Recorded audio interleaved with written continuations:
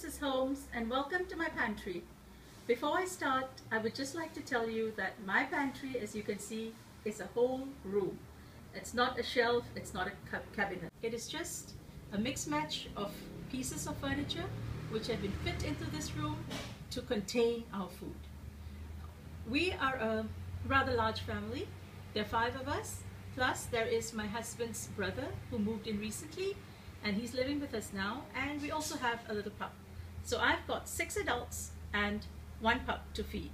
So let me show you my pantry. As you can see, what I have here are cubicles. I have chosen to subdivide, not just into baskets or containers, but also into cubicles, and I have labeled each one of them. What I have here is nothing fancy. It is just a filing cabinet which has been placed on its side. As you can see, this is actually the base of the cabinet. I have put it this way, and I have labeled each and every shelf. Now the reason I'm labeling my shelves is not for it to look fancy, but because my 3 teenage children often need to get things from the pantry and replace things in the pantry. Now, very importantly, they need to replace things in the pantry in the correct place. So here we've got the oils. We've got quite a variety of oils. We've got olive oil for the Italian cooking. We've got ghee for Indian cooking, normal cooking, Thai cooking. Well, it's all there.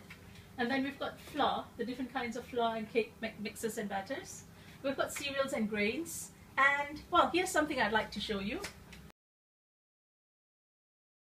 I've got this rather large folder which is used mostly for magazines and files, for my cling wrap, aluminium foil, Ziploc bags in all sizes. This is the snack size, this is the freezer size, this is the gallon zipper bags which we use for our barbecue marinades, and we've got disposable gloves. So all this just comes in here, and it's very convenient to push it back just up there.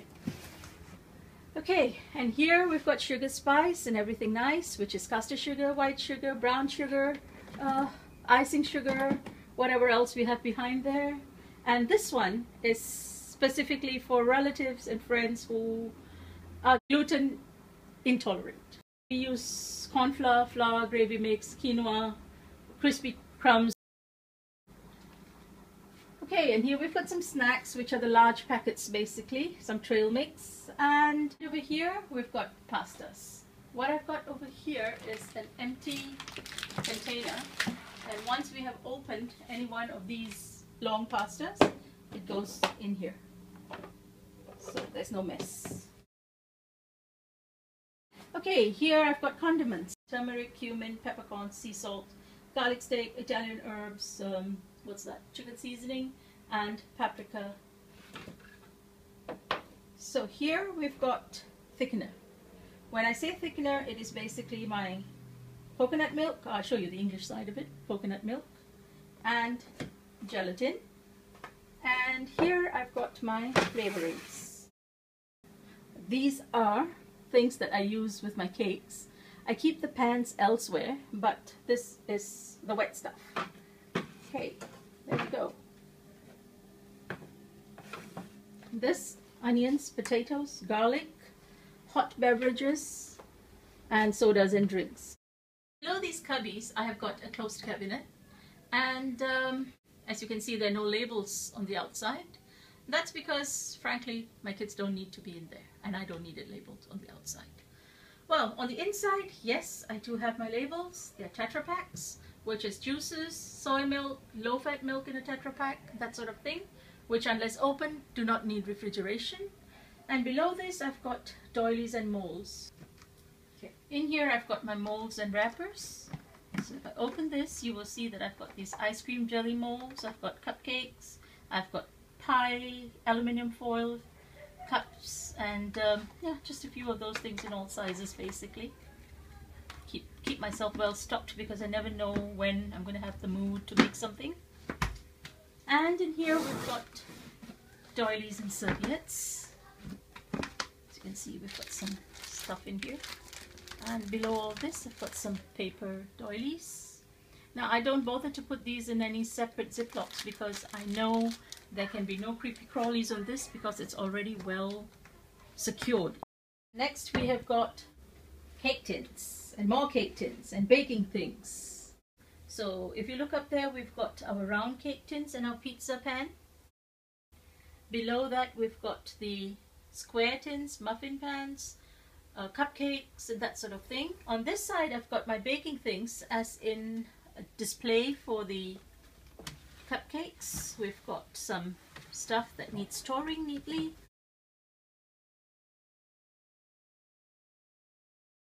And up here I've got my cake carriers, this is for a square cake or round cake, 10 inches maximum, and this is for 48 cupcakes.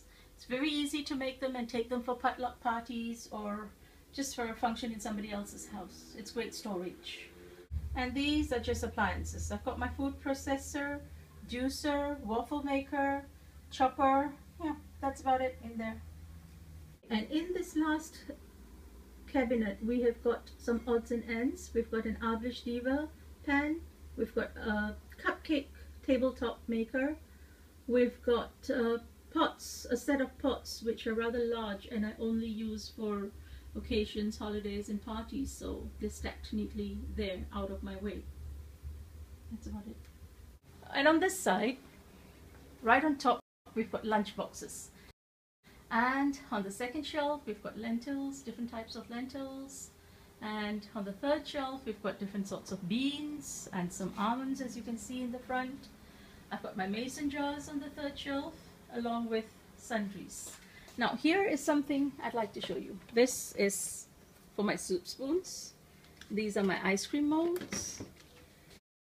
And here, where it says labels, I've actually got a pair of scissors, some double-sided tape, and my spare labels. So it's very convenient for me to just have them ready, and whenever I need to change the contents, all I need to do is grab one of these labels and put them on. And here we've got those McDonald's sauce packets, which never seem to finish.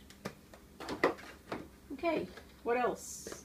Down here we've got our canned food, and below that all the different sauces as well as the vinegars.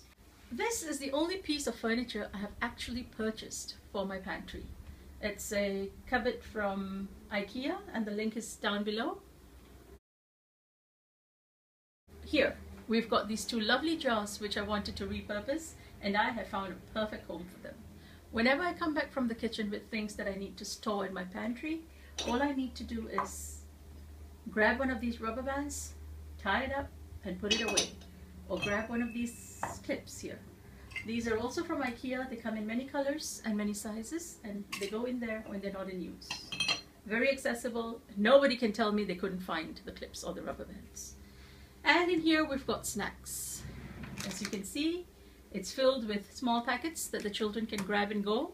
And as you can also see, my daughter's got a lifetime supply of seaweed in there. In here I've got refills. I've got sugar, custard sugar, icing sugar, brown sugar, salt, some tea leaves. Okay, and in here, ramen noodles. This is the midnight stash for my boys when they're studying at night. I try to keep it as healthy as possible, so there's always carrots and spinach in the fridge that they can add to this, or some tofu, some fish cake for them to add into this to make it a healthier meal. But we'll talk about that in detail in another video. Okay, and as you can see here, I've got my shopping list. We will go through this in more detail later, but as you can see, it's very well made by my daughter in these lovely colors, and she has organized it in the same way as the cubicles, the cubbies that we have. So it's very convenient for me to actually check what's in store and what is not. Well, that's the tour of my pantry. I really hope you enjoyed watching it. And here are some suggestions. Number 1, group like items together. Number 2, centralize frequently used items. Number 3, have a home for each item. Number 4, keep rubber bands, clips and spare labels handy. And number 5, check your pantry at least once in 3 months and throw out anything that has expired. Thanks for watching. Bye.